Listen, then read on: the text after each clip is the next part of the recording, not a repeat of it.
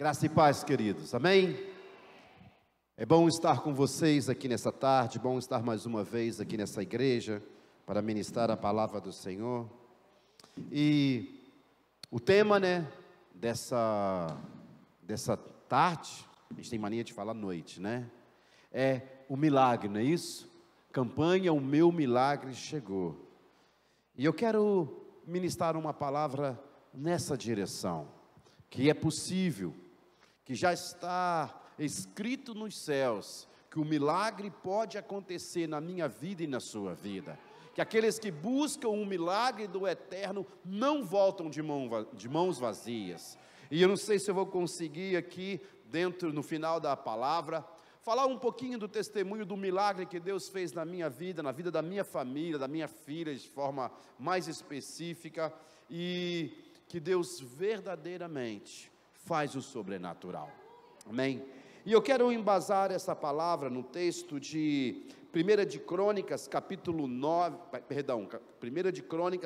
4, versos 9 e 10, um texto muito conhecido do Antigo Testamento, com certeza você conhece esse texto, e esse texto, para mim, relata um dos maiores milagres que nós podemos ver na Bíblia. É possível que você olhe para o texto e você fala, mas pastor, que milagre? E nós vamos ver o grande milagre que Deus fez através desse texto, ok? Vamos lá, 1 de Crônicas 4, 9 e 10 diz assim: Foi Jabes mais ilustre que seus irmãos. Sua mãe chamou-lhe Jabes, dizendo, porque com dores dei à luz. Jabes invocou o Deus de Israel, dizendo, que de verdade me abençoes, que me alargue as fronteiras, que seja comigo a tua mão, que me preserves do mal, de modo que não me sobrevenha a aflição. E Deus lhe concedeu o que lhe tinha pedido. Feche os seus olhos aí mais uma vez, mesmo sentados. Paizinho, esta é a tua palavra, e nós cremos, Senhor, que a tua palavra é viva, a tua palavra fala aos nossos corações, tua palavra, Senhor, torna o milagre possível na nossa vida, na nossa casa, no meio, Senhor, em que nós vivemos. E pedimos a Ti nessa noite, que através da revelação da Tua palavra, não, Senhor, da minha palavra, não daquilo que está, Senhor, programado para falar, mas daquilo, Senhor, que está para acontecer, de revelação dos céus para as nossas vidas, seja possível, Senhor, a realização do milagre que cada um de nós viemos buscar aqui nesta tarde. Em nome de Jesus nós oramos. Amém, amém e amém. Vamos lá, queridos. Quem conhece esse texto aí? Levanta a mão aí, fala assim, eu conheço. Amém? Muitos conhecem esse texto. Esse texto é intitulado como a oração de Jabes, a famosa oração de Jabes, que existe livros escritos, vários autores escrevem sobre isso, muitos pregadores pregam sobre isso. Primeiro eu quero te chamar a atenção que se você pegar o livro de Crônicas, aí no capítulo 4, você vai ver que o texto é um texto que você começa a ler e dá vontade de abandonar o texto. Porque o texto vai começar que fulano gerou fulano, que fulano teve filho com outro, e aquela coisa, aquele monte de nome esquisito, aquele monte de nome que geralmente a gente não consegue entender nada. Mas quando chega no versículo 9, o autor do texto, ele faz uma pausa, quando ele fala que, deixa eu abrir aqui a Bíblia, para a gente poder trabalhar direitinho isso. Então, quando a gente chega aqui, no versículo 8 vai dizer, Cós gerou a Anum e a Zobeba, que foi pai das famílias de Aaral, filho de Arum. Aí o texto muda, no versículo 9, foi Jabes mais ilustre que seus irmãos, e o verso 11, depois, onde a gente parou de ler, começa, Quelube, irmão de Suá, gerou Meir, ou seja, o autor ele faz uma pausa nos versos 9 e 10 para falar de um menino chamado Jabes. Ele não fala muito sobre esse menino. O texto da palavra de Deus não vai citar o nome de Jabes em nenhum outro lugar na Bíblia. Não existe um outro autor que vai falar sobre esse personagem bíblico, mas aqui ele para e diz: foi mais ilustre do que os seus irmãos. Ou seja, aconteceu alguma coisa, tinha algo na vida desse menino Jabes que parou o momento da história da família deles e todos começaram a olhar para esse menino. O que me chama a atenção também é o nome que a mãe dá a esse menino. O texto vai dizer que a mãe de Jabes deu esse nome Jabes a ele, porque na hora do parto ela sentiu muita dor. Pastor, isso é normal, todas as mulheres sentem muita dor na hora do parto, mas se a gente olhar o texto direitinho, a história, a gente vai ver que a dor que essa mãe desse menino sentiu, ela extrapolou ao normal, ela foi algo assim sobrenatural, foi uma dor terrível, uma dor que não era normal sentir no parto, foi muito maior. Então por isso, a mãe olha para aquele menino e coloca o nome desse menino de aquele que causa dor. Presta atenção numa coisa, a palavra Jabes, o nome Jabes, ele significa em hebraico, aquele que causa dor. Agora, para pensar um pouquinho comigo, uma pessoa, que o nome dessa pessoa é aquele que causa dor. Você imagina esse menino no colégio nos dias de hoje, o nome dele, aí as crianças estão lá, os colegas, o que causa dor, vem cá, a professora vai fazer a chamada, o que causa dor, presente. Eu creio que esse menino vai sofrer aí, falando na linguagem de hoje, bullying. Eu creio que esse menino, ele vai ser um menino que as pessoas vão olhar para ele, por causa do nome dele, vão dizer assim, esse menino não serve para nada, a não ser para causar dor, a não ser para causar tristeza dentro da casa dele, dentro da família dele. Então ele cresce, eu queria que você entendesse que ele cresce com esse pensamento, ele cresce num meio onde na cabeça dele, o sentimento dele, ele era uma pessoa que causava dor, porque a própria mãe falou para ele, os colegas falavam para ele, de repente no colégio falavam para ele, na rua falavam para ele, o que mais ele ouvia é o que causa dor. Então, esse menino, então, em um determinado momento da história dele, ele resolve fazer uma oração, ele começa a orar a Deus, e se eu e você formos olhar para essa oração de Jabes, nós vamos ver assim, mas que menino egoísta, que oração egoísta é essa? Ele fala que Deus me abençoe, que Deus me dê isso, ele quer tudo para ele, ele só fala dele, ele não fala do restante da família dele, que de repente também estava passando por algum momento de crise ou de dificuldades, até mesmo por causa dele. Então ele faz uma oração, e é sobre essa oração que eu quero falar com você. E ele começa a oração invocando o nome do Deus de Israel, e a primeira frase dessa oração é: ó, que de verdade me abençoes. Ele está falando com Deus, Deus, de verdade, me abençoa, me abençoa. Agora deixa eu te explicar um pouquinho o que significa essa expressão, me abençoe, ou te abençoe, dentro de um contexto judaico, dentro de um contexto dessa época, para um judeu, para o povo de Israel naquela época e até os dias de hoje. Por exemplo, nós, quando encontramos com alguém na rua, nós geralmente nos despedimos, principalmente nós pastores, esse pastor Eduardo, nós falamos, Deus te abençoe, Deus te abençoe, não é verdade? Nós não falamos isso? E está certo, está legal, Deus te abençoe, Deus te abençoe, só que na cabeça de um israelita, na cabeça de um judeu, do povo de Israel, essa palavra, essa expressão, Deus te abençoe, não é comum, eles não usam essa expressão.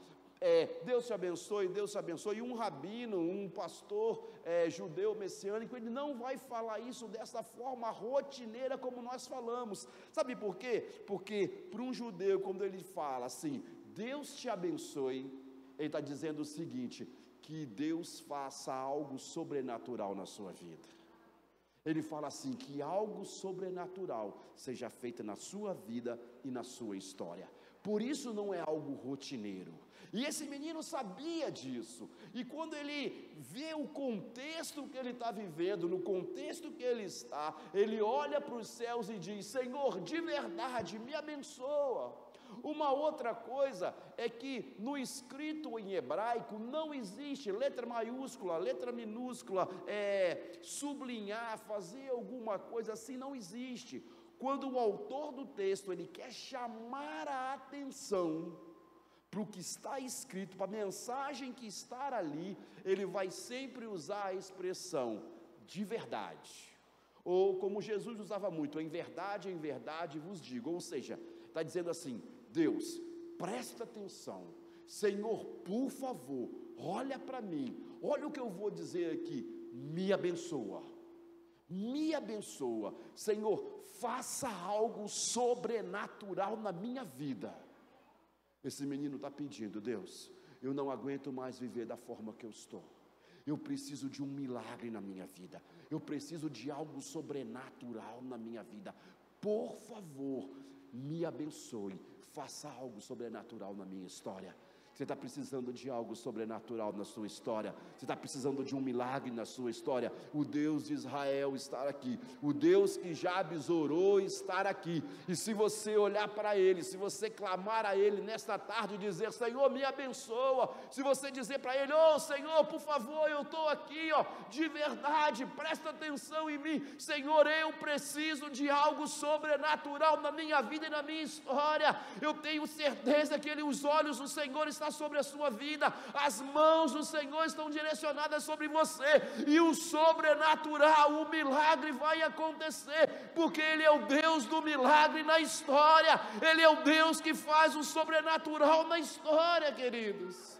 E esse menino fala, Deus, me abençoe, faça algo sobrenatural na minha vida, e me alarga as fronteiras. Uau! Me alarga as fronteiras, faça algo sobrenatural em mim, e me alargue as fronteiras. Alargar as fronteiras quer dizer, eu preciso conquistar, eu preciso avançar. Na verdade, no texto original, vai dizer assim, Senhor, faça algo sobrenatural na minha vida, porque eu nasci para mais do que isso.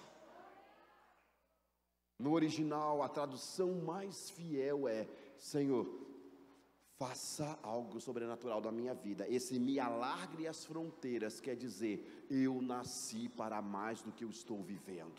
Eu nasci para mais do que eu estou fazendo.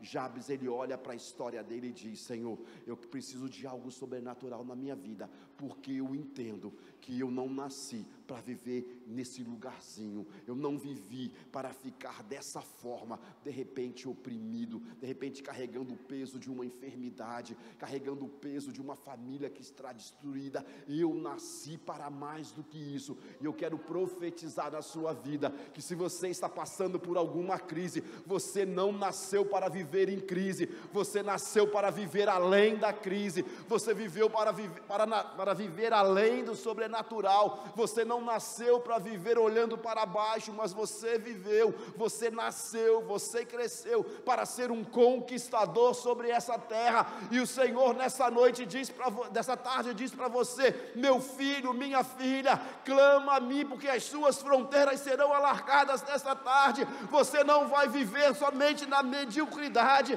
você não vai viver nas mesmas coisas que você vive, mas você vai conquistar territórios novos, você vai viver coisas novas, você vai experimentar milagres novos, você vai experimentar o sobrenatural sobre essa terra, porque eu quero te levantar como testemunha fiel da minha presença, do meu poder e da minha glória, aonde você está. Senhor, alargue as minhas fronteiras. Ele reconheceu que ele não estava vivendo no melhor de Deus, que ele não estava vivendo no melhor que ele podia viver naquele momento. Então ele clama: Senhor, eu nasci para mais do que isso, alarga as minhas fronteiras. Você está entendendo essa palavra? Você pode dizer amém? Senhor, faça um milagre na minha vida, porque eu nasci para mais do que isso. Eu nasci para conquistar, não para ser aquele que sente dor, que causa dor, mas eu nasci para mais do que isso. E a oração dele continua: Senhor, que a tua mão seja comigo. Queridos, se a mão do Senhor não estiver conosco, se a mão do Senhor não estiver sobre as nossas vidas, podemos viver tempos de maiores dificuldades. Eu entendo quando Jabes diz assim: Senhor, que a tua mão seja comigo. Sabe o que ele está dizendo? Duas direções. A primeira: Senhor, que a tua mão faça sombra sobre a minha cabeça, que a tua mão seja como aquela nuvem que no deserto, quando o povo estava atravessando o deserto, saindo do Egito, aquela nuvem que protegeu, que guardou, que não deixou que o povo morresse pelo calor escaldante do deserto. Senhor, que a tua mão me proteja, que a tua mão me guarde, que a tua mão, Senhor, me proteja do homem mau, que a tua mão me proteja das investidas do inimigo, que a tua mão seja sobre mim, me guarde, me proteja, porque os dias de hoje não estão fáceis, os dias de hoje estão difíceis. É verdade que o povo diz que tem crise, que tem crise, que tem crise, que tem Covid, que tem isso, que tem aquilo, mas deixa eu falar uma coisa para você: mais do que tudo que está acontecendo sobre a terra nos dias de hoje, a mão do Senhor está sobre a sua vida. Então você está guardado, você está protegido, você está sendo guardado pelo Eterno. E ele também diz que a tua mão seja comigo, e eu entendo uma outra direção: que a tua mão seja comigo para apontar a direção no qual eu devo caminhar.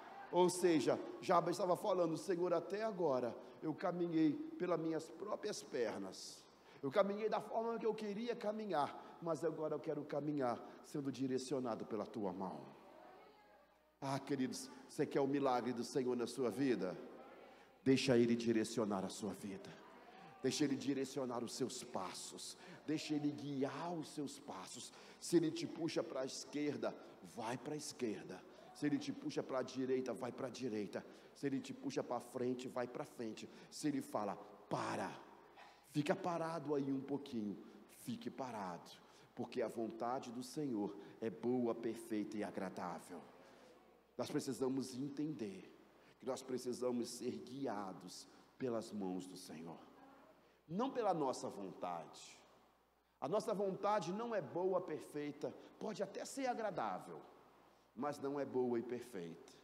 As nossas vontades nem sempre são os caminhos do Senhor, porque o próprio Jesus, a própria Bíblia diz que os meus caminhos não são os teus caminhos.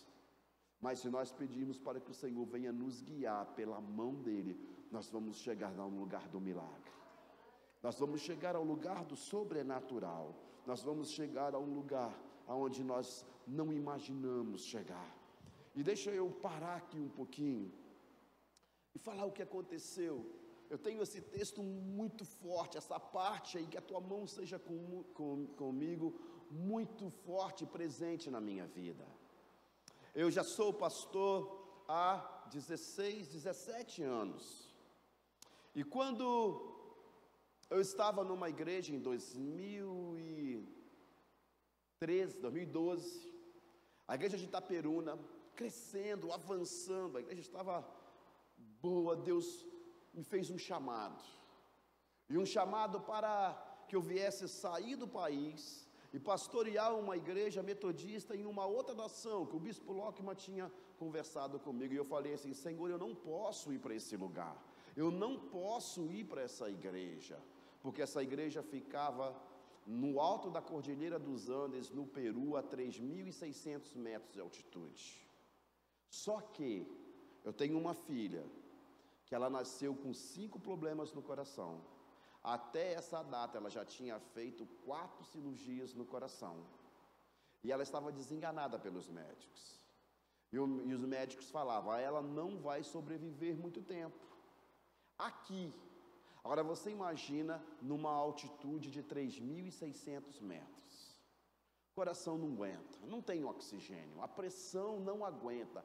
Ela tomava, criancinha, 6 anos, 5 anos, tomava remédios fortes de pressão. Aí você vai morar a 3.600 metros de altitude. Eu falei, não vou não. E Deus falou assim, Fábio, é a minha mão que está direcionando.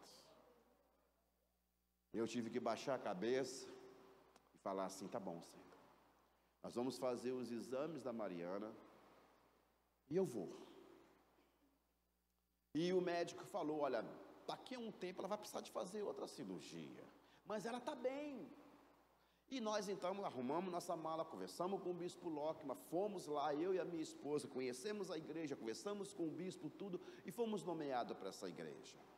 No segundo ano que a gente estava lá, nós fomos fazer um exame de rotina na Mariana. E levamos Mariana num grande hospital em Lima, um hospital referência, o INCOR, referência no mundo da área de cardiologia.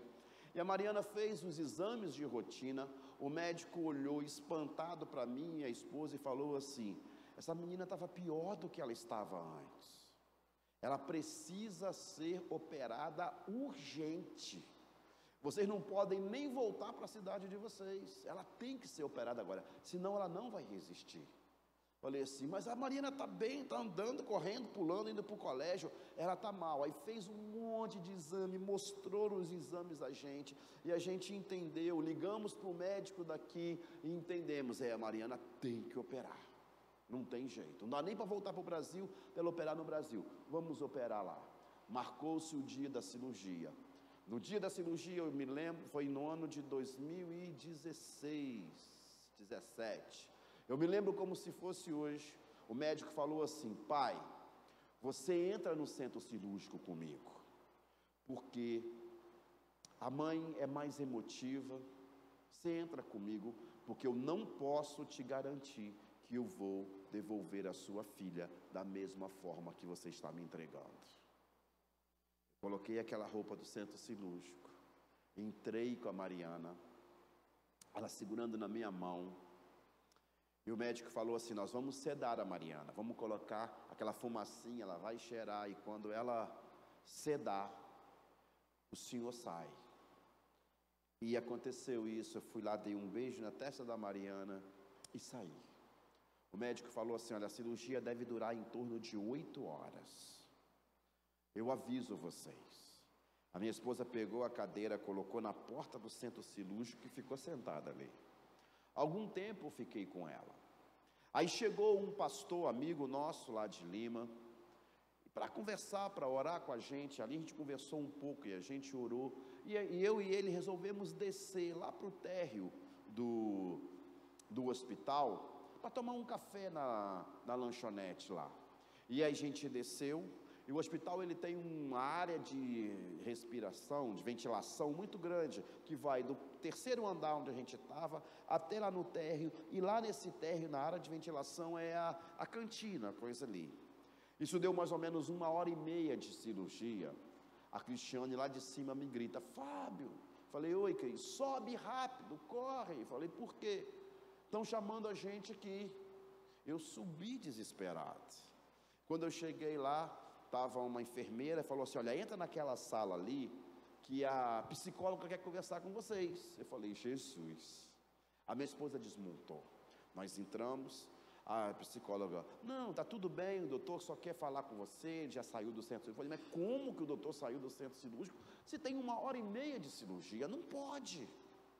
O doutor veio com o notebook na mão, abriu o notebook, e mostrou a gente os exames da Mariana de 2 dias anteriores, e mais um monte de raio-x, de ressonância, e começou a explicar a gente o que a Mariana tinha. Eu falei assim, doutor, você já falou isso um monte de vezes, a gente já está cansado de saber, a Cris já chorava, cadê a minha filha? Ele falou assim, olha, eu não sei como explicar isso para vocês. A gente explicar o quê, doutor? Olha, fica tranquila, tá tudo bem com a Mariana. Eu falei assim, tá bom, mas o que aconteceu? Ele, olha, eu entrei no centro cirúrgico, quando o senhor virou as costas e a porta bateu, uma voz falou comigo, não abre o peito dela. E eu perguntei para os meus colegas que estavam operando comigo, o que foi que você falou? Nada.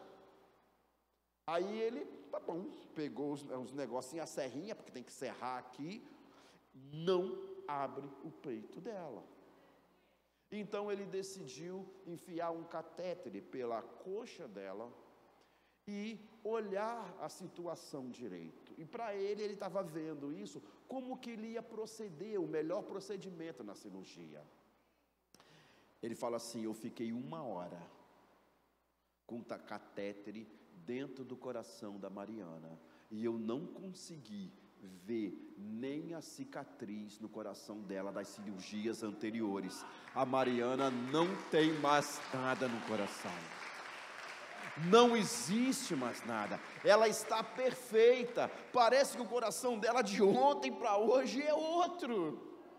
E aí ele falou assim ainda, você é pastor, né? Eu falei, sou, então dá graça a esse Deus de vocês aí, porque eu não tenho explicação para isso, e saiu da sala que estava. E aí eu volto aqui para onde eu estava, na oração desse menino, onde diz, que seja comigo a tua mão. Agora, se de repente eu não tivesse a minha esposa escutado a voz de Deus, e deixado-nos ser guiados, direcionados pela mão de Deus, para onde que nós deveríamos estar, mesmo que todas as condições estavam dizendo, não vai porque é pior. O que teria acontecido, não sei. Então deixa eu falar uma coisa para você, meu irmão, minha irmã. O texto aqui diz, em verdade me abençoes, faça um milagre, faça algo sobrenatural na minha vida, alarga as minhas fronteiras, eu nasci para mais do que isso, que a tua mão seja comigo. Se a mão do Senhor direcionar você para um lado, vai, não veja as dificuldades, não veja as pedras no caminho, porque Ele é o Deus que faz o impossível, Ele tira a pedra, Ele remove todas as barreiras, Ele faz o impossível, mas a tua bênção vai chegar, o teu milagre vai chegar, mas confia na mão do Senhor, não olhe para aquilo que as pessoas ou as circunstâncias te diz, mas olha para a palavra, porque a palavra diz, vai, você vai, se o Senhor diz fica, você fica, seja guiado pelo Senhor. Quando nós somos guiados pelo Senhor, nós somos guiados para um tempo de milagre, porque Ele é o Deus de milagre, Ele é o Deus do sobrenatural, e isso, esse menino, esse Jabes, sabia muito bem, porque como eu já expliquei para você, nesse contexto judaico, o que significa essas palavras, ele conhecia isso, e ele continua a sua oração dizendo, Senhor, me preserves do mal, me preserves do mal. Eu creio que ele estava dizendo aqui Senhor, não é me preservar de sofrer um acidente ali fora, não é esse preservar de algum livramento aqui na terra, mas eu entendo, e o texto no original nos deixa entender, quando ele fala assim, me preserves do mal, ele está dizendo o seguinte, me preserves de mim mesmo. Como assim, pastor? A palavra diz, maldito o homem que confia no homem. Não é maldito o homem, o pastor Fábio que confia no pastor Rodrigo, ou o pastor Rodrigo que confia no pastor Fábio, não é isso. Maldito o homem que confia no homem maldito é o homem que confia em si mesmo, que acha que sabe o que é melhor para ele mesmo, que acha que tem todas as decisões corretas para a vida dele. Maldito é o homem que pensa que sabe tudo e todas as coisas. Quando ele diz assim, preserves do mal, e fala, Senhor, não deixe que eu venha decidir sobre as coisas de um futuro para mim mesmo, mas que o meu futuro seja decidido pela tua presença.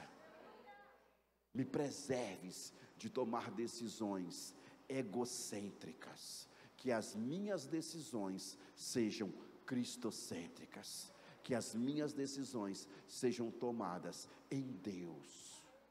Nós precisamos aprender, queridos, que nós devemos basear as nossas decisões no Senhor.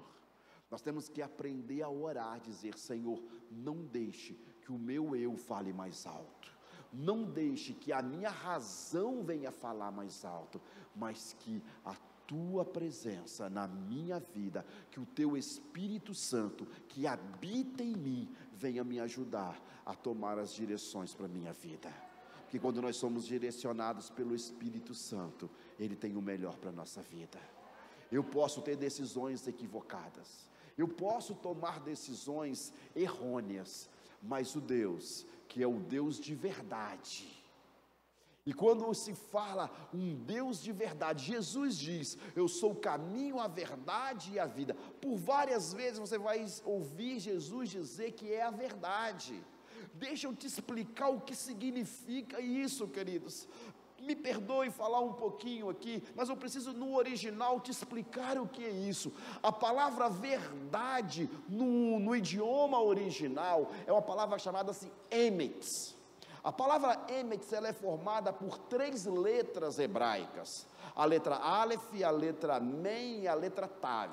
Ou seja, a primeira letra do alfabeto, a letra 13ª, a 12ª, que é a letra do meio do alfabeto, e a 25ª, que é a última letra do alfabeto. Para um judeu, um conceito de verdade, quando Jesus fala: eu sou a verdade, quando ele fala aqui de verdade, me abençoe, ele está fazendo uma análise. Para um judeu, uma verdade, ele está na raiz dessa palavra, que é a primeira, a letra do meio e a última letra do alfabeto. O emet significa o seguinte: para estabelecer uma verdade, algo tem que ser analisado do passado, do presente e do futuro. Não existe como estabelecer uma verdade sem ver a história que passou, o que está acontecendo e o que vai acontecer. Então, quando eu coloco a minha vida nas mãos do Senhor e falo: Senhor, direciona a minha vida, porque eu creio que Tu és a verdade, Tu és aquele que tem o melhor, a verdadeira decisão, escolha para a minha vida. Eu estou dizendo o seguinte: Senhor, Tu conheces o meu passado, Tu sabes o que eu já vivi ali, Tu sabes o que eu estou vivendo hoje, e Tu sabes o que vai acontecer amanhã comigo.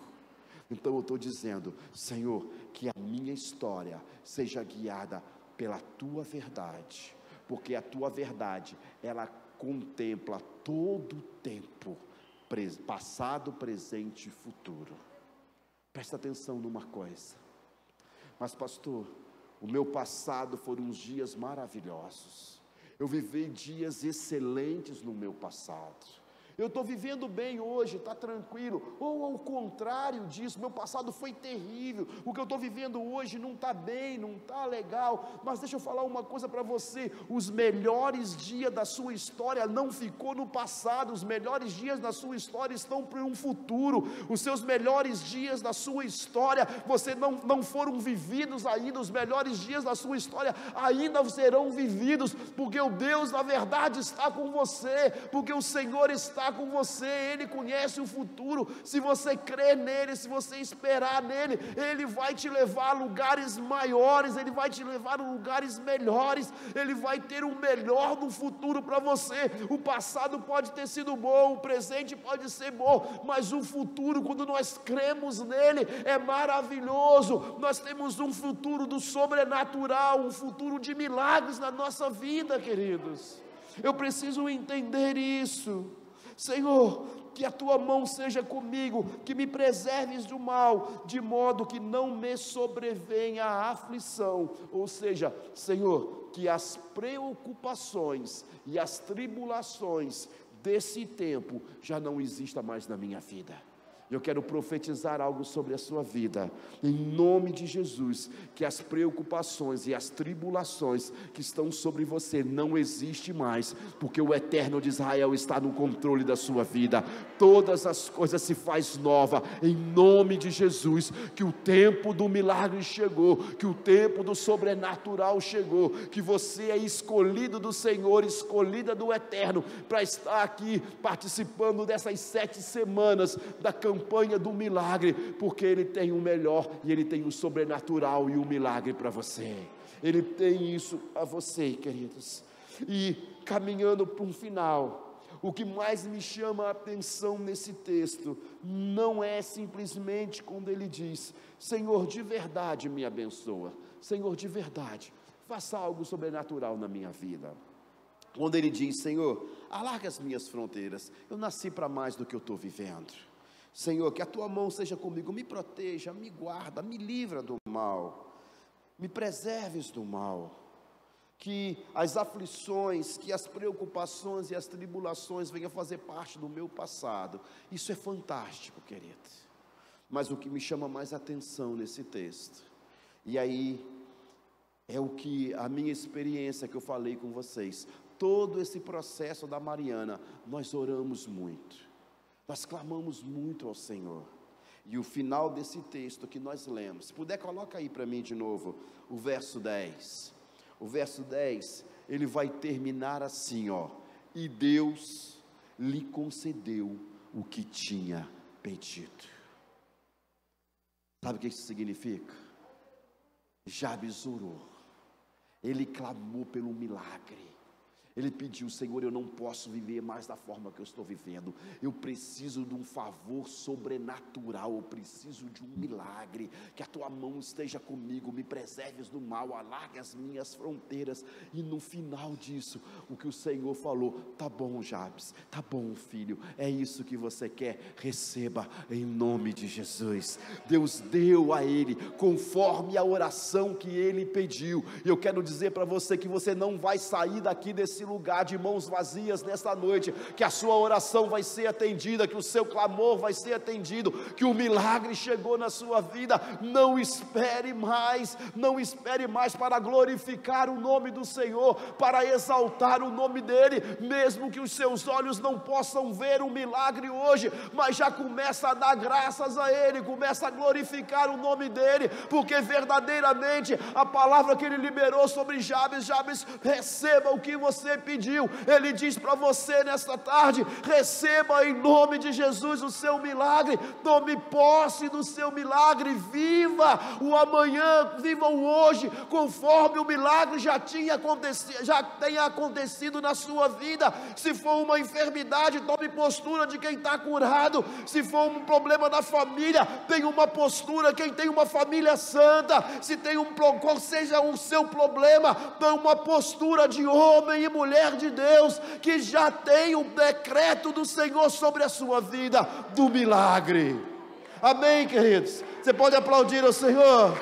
Celebre ao Deus dos céus, celebre ao Deus dos céus, porque Ele está aqui nessa tarde. Que a sua oração seja: Senhor, de verdade me abençoes.